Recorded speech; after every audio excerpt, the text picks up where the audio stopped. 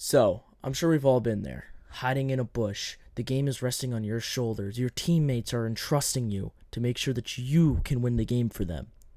But you have a giant black gun and you stick out of the bush like a sore thumb and you get absolutely railed by some 12-year-old with a rental gun. Then all of your teammates ostracize you and stop talking to you. Just like that.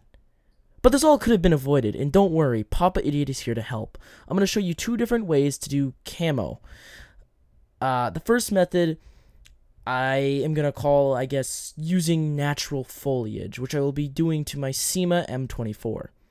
Then the second method, I believe actually has a name already, and it's called rattle canning, which I will be doing to my Sharp Bros EMG Helios MP47. I think that was in reverse, but whatever. So, starting things off, we're going to have to make a quick shopping list. At least 3 tones of paint that are ultra flat. I personally recommend Rust-Oleum Ultra Flat Camouflage paint. They can usually be found in your local hardware store. Next item is masking tape. You will be using this to cover any parts of the gun you don't want to paint. Next item is flora. This is only for the first method. Anything that is around your surroundings, so in the field you play at, things like that. And the other item, if you're going to do rattle canning, is a sponge, which I don't really recommend, but I'll get to that in a minute. And secondly is some cardboard to just stop you from painting your ground, but we also use the cardboard in the foliage technique, which I'll get to in a minute. With this questionable shopping list finished, we can now get into the painting section. So I'll be starting with the method of using local flora to paint a replica. You can watch both and decide which one you prefer. I will say the local flora is a little more camouflaged, but I do think if you're going for aesthetic purposes, which, let's be honest, Airsoft is 90% Gucci and 10% skill, so yeah. I do recommend the rattle can option if you're going for a cooler look. So starting things out, you're going to be wanting to use a light beige color as your base layer. Now, when picking a base layer, you're going to want to remember that it will be one that is seen the least. And make sure that we apply it light enough that it can dry quickly as well. You don't want to apply it too thickly, then it just doesn't look good. It looks like shit, and you're not going to want that. Once we do it to the other side, we can then begin to apply the second layer. Now, you're going to be collecting flora for this section, so make sure that you get stuff that is near the field you play at. So what we're going to do here is you want to place your flora very thick. Like about as thick as you can go on it. Nature is nature's thick. She's thick. She's thick with 3 C's. So, you want this stuff spread out is what I'm trying to say.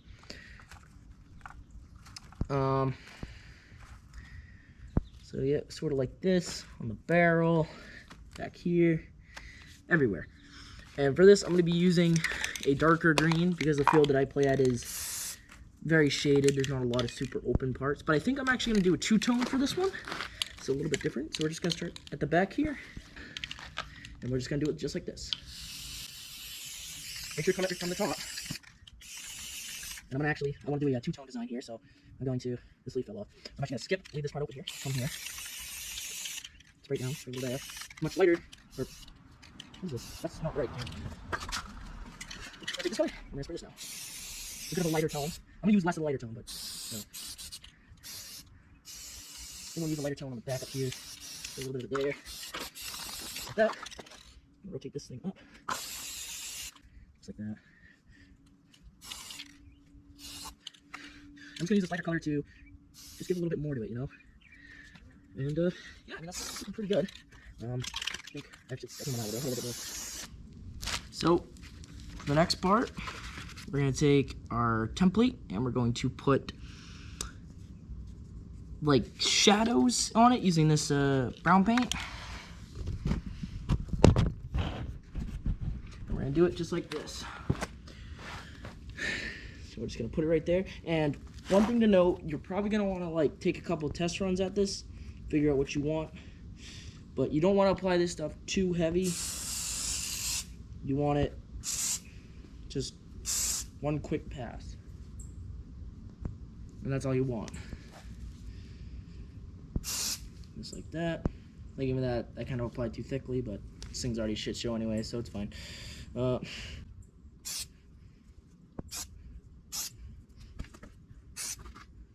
we're just gonna go ahead and apply that to a couple different spots.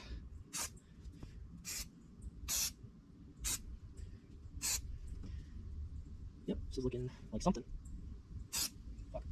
Yeah, so you're just gonna do that, a couple different spots. You're going around. You know, this is my personal recommendation, but carry the shadows that like go over, carry them over. It'll just look a little neater, I suppose. So I'm just gonna, like that. Yeah, looks somewhat fine.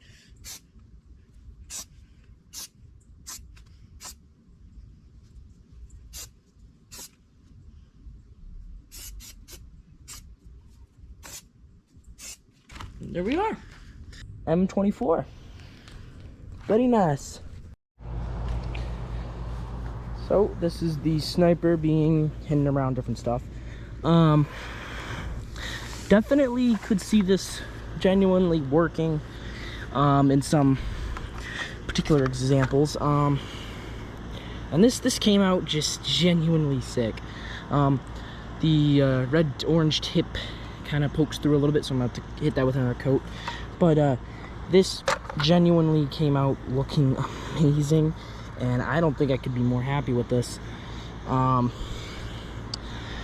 yeah, definitely pretty cool. The scope still, I don't know if it works, but scope still see-through, which is nice. And yeah, looking great. So ignoring camera work that would make Helen Keller look like a cinematographer, overall the sniper did come out really well, and I do think it would actually stay camouflaged in a couple different situations. So now we're going to move on to the next technique of painting, which I will show two different ways of using the spray can itself and using the sponge, and the pros and cons to both of those.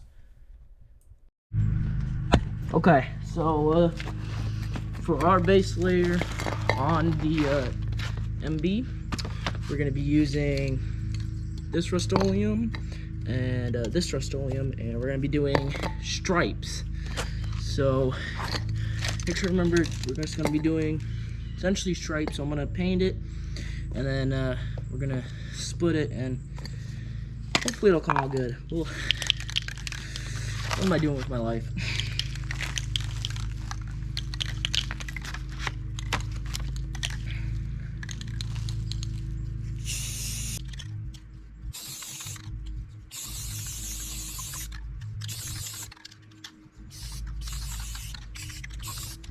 So, should look a little something like that.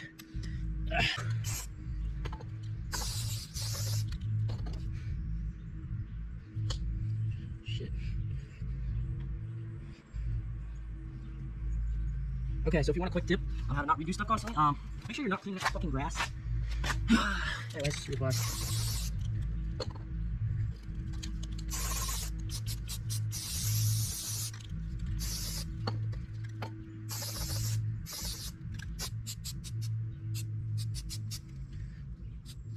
So here's a big one. Here's a big tip when you're doing this particular method. Do what like a star. So what you're gonna do is wherever you're having the opposite color, you're just gonna, just like that. Up and down the gun. With this can, do the exact same thing.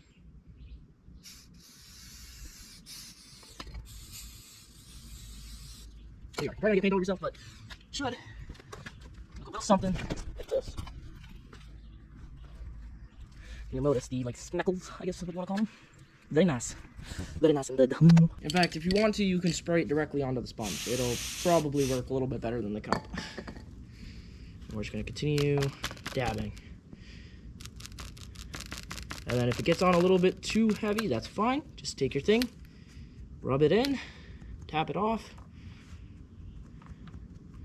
Like I said, does not have to look perfect at all. You just, this is all you're doing.